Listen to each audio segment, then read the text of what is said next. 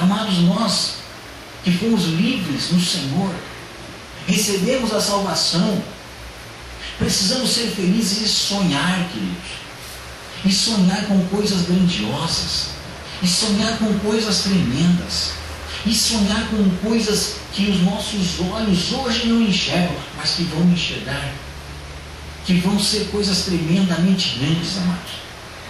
Então aqui eles disseram, ficamos como quem sonha. Ou seja, quem sonha projeta, amados. Quando nós sonhamos, nós projetamos alguma coisa. Quando nós sonhamos, nós podemos estar aqui. E eu lembro-me que uma vez eu preguei uma mensagem, talvez eu já tenha falado isso aqui, sobre os sonhos. E quando eu não falo aqui de sonho, aquele sonho de quando a gente dorme, mas aquele sonho que você projeta quando está acordado. E quando eu falei agora há pouco aqui em pesadelo, eu não falo daquele pesadelo de quando se está dormindo, mas eu falo de pesadelo daquela vida, que é uma vida triste, uma vida carrancuda, uma vida que só reclama, que só murmura. Ela projeta pesadelos para a vida dela. Se hoje está ruim, ela acha que amanhã vai ficar pior. Ela nunca consegue pensar coisas boas, ela nunca consegue transmitir coisas boas, mas ela faz o quê? Ela projeta somente coisas ruins.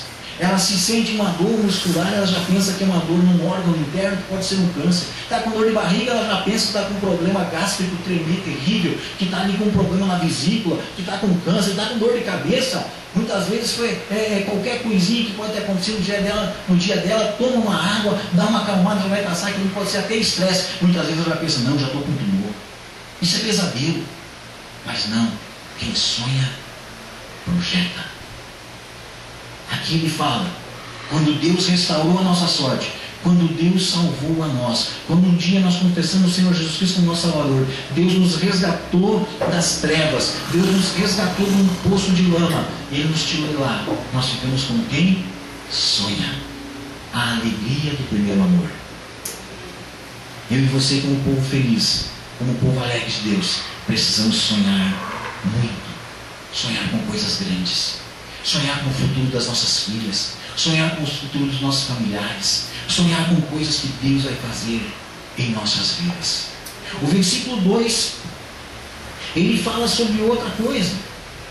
Então a nossa boca se encheu de riso e a nossa língua de júbilo.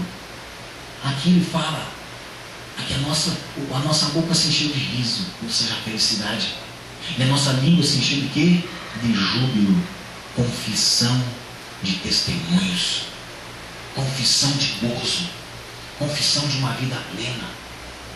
Amados, a melhor, o que mais nós teríamos que ver na igreja era pessoas felizes, era quando a pessoa aceitasse Jesus no seu coração, era ela não estar mais preocupada com as coisas desse mundo. Por quê? Porque ela foi resgatada desse mundo. Mas pelo contrário, o que nós estamos vendo? E as pessoas ainda mais preocupadas. E as pessoas ainda mais preocupadas com o dinheiro. E as pessoas ainda mais preocupadas com o ter. E as pessoas ainda mais preocupadas com as coisas palpáveis, ao invés de olhar para as coisas que são de Deus, as coisas que são espirituais. Que a nossa boca possa transmitir gozo. Que a nossa língua possa falar das bênçãos do Senhor. Que nós possamos, ao invés de julgarmos, ao invés de condenarmos, que nós possamos, amados, transmitir através da nossa vida que nós servimos um Deus que amou o mundo de tal maneira que enviou o seu Filho unigênito, Jesus Cristo, para que todo aquele que nele crê não pereça, mas tenha a vida eterna. Que nós possamos sair aos quatro ventos com alegria no nosso coração, e quando as pessoas perguntarem para nós por que você faz isso, por que você está feliz desse jeito, o que aconteceu, nós possamos dizer, eu sirvo a um Deus verdadeiro, eu sirvo a um Deus que a minha vida não termina aqui quando terminar tudo, mas a minha vida, ela permanece, ela continua, a minha vida vai além da sepultura, a minha vida vai além da morte. Por quê? Porque eu conto com a ressurreição que Deus tem na minha vida. Que os nossos lábios venham transmitir gozo, venham transmitir testemunhos de coisas maravilhosas, venham transmitir bênçãos, ao invés de transmitir fofoca, ao invés de transmitir até coisas que muitas vezes são verdades, mas que não alegram a Deus. Talvez possamos até ouvir algumas coisas, alguns desabafos, mas que isso possa parar em nós, que nós possamos trancar isso em nós e a partir de nós sair com palavras de bênçãos, sair com palavras como eles dizem aqui. Então a nossa boca se encher de riso e a nossa língua de júbilo. Por quê? Porque eles estavam sonhando com coisas lindas, com coisas grandes. Eles não estavam tendo pesadelos, mas eles estavam sonhando. A sequência do versículo 2 ainda diz assim: então entre as nações se dizia, grandes coisas o Senhor tem feito por eles. O versículo 3 diz: com efeito, grandes coisas fez o Senhor por nós. Amados, eles, com as coisas que Deus estava fazendo na vida deles, os outros povos, ali diz, então entre as nações se dizia, ou seja, os outros povos, as pessoas que estavam observando eles, diziam: eles têm um Deus que age, eles têm um Deus que transforma, eles têm um Deus que opera milagres. Por quê? Porque eles tinham alegria. O salmista, ele fala sobre o gozo, sobre a alegria de ir na casa do Senhor. Amados, eu nunca consigo entender algumas coisas. Quando muitas vezes eu ouço alguém me dizendo: ah, mas eu estou tão cansado de fazer a obra do Senhor. Amado, fazer a obra do Senhor é um prazer. O apóstolo Paulo chegou ao ponto de dizer que ele se sentia necessitado de fazer a obra. Ele se sentia, ele precisava fazer a obra. Por quê? Porque Deus o havia salvado.